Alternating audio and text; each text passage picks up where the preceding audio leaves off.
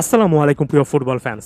একেবারে direct match analysis বা result সংক্রান্ত আলোচনা নয়, তবে ইপিএলে খেলা দুটো বিগ টিম সম্পর্কে একটু কথা বলতে চাই। বিশেষ করে চেলসি প্রথম ম্যাচে 2-0 গোলে একেবারে ক্লিয়ার কাট ব্যবধানে যে ম্যানচেস্টার সিটির কাছে হারলো, সেটা একটু ব্যাখ্যা করতে চাই। আমার কাছে মনে হয় কিছু কিছু জায়গা থেকে এখনও বড় রকমের যে পরিবর্তনটা চেলসিতে আসার কথা ছিল সেটা আসছে না। নতুন কোচ এনজো মারেস্কার জন্য কোনো কিছু আসলে সহজ হচ্ছে না, বরং আরও কঠিন হতে পারে।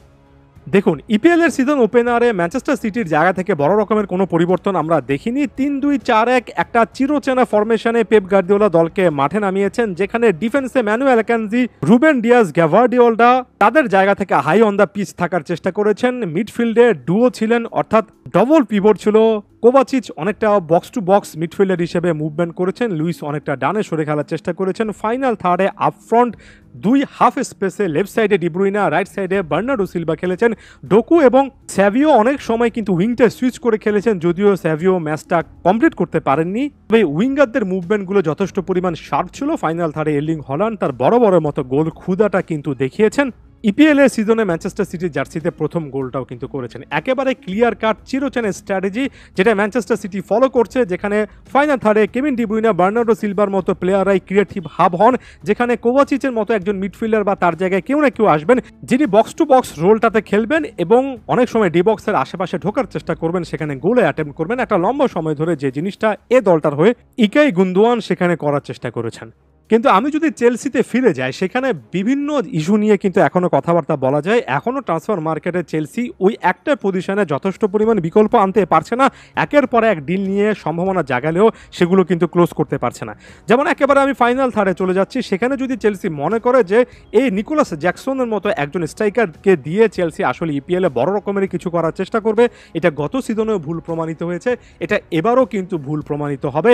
একই সঙ্গে এনকোনকু যে জায়গাটাতে অর্থাৎ ক্রিস্টোফার এনকুনকু যেভাবে লেফট উইঙ্গার হিসেবে ওখানে একটা নতুন একটা প্লেসে খেলার চেষ্টা করলেন, সেটাও কিন্তু খুব একটা বেশি ভালো ডিসিশন হয়নি।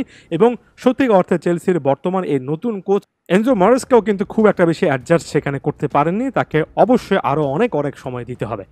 ভিক্টর ওসিমেনের সঙ্গে ডিলটা এখন পর্যন্ত কিন্তু একটা অচল অবস্থাতে আছে। চেলসি যদি এই ডিলটা বের করে আনতে পারতো এবং রোমেলু লুকাকুর সঙ্গে যে একটা সোয়াপ ডিলের কথা বলা হচ্ছে, সেটা যদি এতদিনে বাস্তবায়িত হয়ে যেত এবং নাপোলি থেকে যদি ভিক্টর ওসিমেনের মতো একজন নাম্বার 9 আসতেন, এখানে চেলসির এই অ্যাটাক লাইনটাকে কিছুটা হলো, এবং আমার কাছে তো মনে হয় কিছু কিছু ক্ষেত্রে একটু বেশি রকমের অন্য একটা ব্র্যান্ডেরই বলে মনে হতো।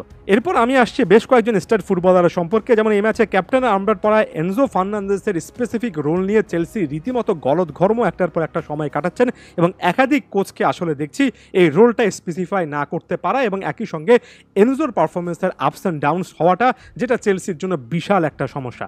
দেখুন, এনজো ফার্নান্দেস যথেষ্ট কেপেবল একজন মিডফিল্ডার, এটা নিয়ে কোনো ডাউট নেই। তবে আমার একটা ডাউট এই জায়গা থেকে আছে যে এনজো যখন সেন্টার অ্যাটাকিং মিডফিল্ডার হিসেবে খেলেন, তখন যথেষ্ট পরিমাণ কি পাসেস ফাইনাল থার্ডে একটার পর একটা চান্সেস তিনি কি আসলে লাগাতারভাবে ক্রিয়েট করতে পারবেন কিনা, এমন একটা রোলের জন্য তিনি কি একেবারে বেস্ট চয়েস কিনা। যে ম্যাচটা তিনি খেললেন সেখানে তিনি অনেকটাই কিন্তু সেন্টার অ্যাটাকিং মিডফিল্ডারে একটা রোল পেলেন। তবে হিটম্যাপ যদি দেখে আসেন তাহলে বুঝতে পারবেন তার মুভমেন্টের একটা বড় অংশ কিন্তু ডিফেন্সিভ হাফে ছিল, এবং আরেকটু হাই অন দ্য পিচ তিনি হয়তোবা থাকার চেষ্টা করেছেন, খুব একটা সুবিধা করতে পারেননি। এনজোর এমন একটা রোলে এনজো ফার্নান্দেস নিজেও কনফিউজ থাকেন, এটা আমার কাছে অন্তত ক্লাব ফুটবলে মনে হয়। এনজো হয়তোবা ভালো মানের একজন সেন্ট্রাল ডিফেন্সিভ মিডফিল্ডার হতে পারেন, কিংবা তার প্রেফারেবল পজিশন হচ্ছে একজন বক্স টু বক্স মিডফিল্ডার, যিনি ডিফেন্সিভ দায়িত্ব পালন করার পাশাপাশি মাঝে মধ্যে ফাইনাল থার্ডে কন্ট্রিবিউট করতে পারেন, একের পর এক লং বল বাড়াতে পারেন। একেবারে ক্লিয়ারলি বলতে চাই, মোইসেস কাইসাদো এই ম্যাচে যে রোলটা প্লে করেছেন, সে রোলটাতে এনজো ফার্নান্দেস হয়তোবা এর চেয়ে বেটার পারফরমেন্স দিতে পারেন। তবে সত্যিকার অর্থে চেলসির এই জায়গা থেকে মিডফিল্ডের কম্বিনেশনটা ঠিক আছে কিনা, সেটা নিয়ে এত কথাবার্তা বলা যায় যে আমি এই আলোচনাটা এই পয়েন্টটাতে দীর্ঘায়িত করতে চাই না। মোইসেস কাইসাদো হয়তোবা বেটার একটা ম্যাচ কাটিয়েছেন, রোমিও লাভিয়া বাকিদের চেয়ে যথেষ্ট ভালো ছিলেন। তবে তিনজনের আসলে যে প্রোফাইল, এই তিনজনের প্রোফাইলের মধ্যে সিমিলারিটির পয়েন্টগুলো অনেক বেশি, তাই তিনজনকে তিনটে ডিফারেন্ট পজিশনে খেলিয়ে আসলে একটা মিডফিল্ড ট্রায়ো তৈরি করা যাবে কিনা, এটা নিয়ে আমার ডাউট আছে। কোল পালমার গত সিজনে দুর্দান্ত একটা পারফরমেন্স দিয়েছেন, তাকে ক্রিয়েটিভলি ফাইনাল থার্ডে আরেকটু ফ্রি রোল দেওয়া যায় কিনা, সেটাও একটা আলোচনার বিষয়। এগুলো যতদিন পর্যন্ত সলভ না হবে ততদিন পর্যন্ত চেলসিকে কিন্তু আমরা এভাবে স্ট্রাগলই করতে দেখবো। এসব ব্যাপারে আপনারা কি ভাবছেন সেটাও কমেন্ট বক্সে জানাবেন। ধন্যবাদ সবাইকে।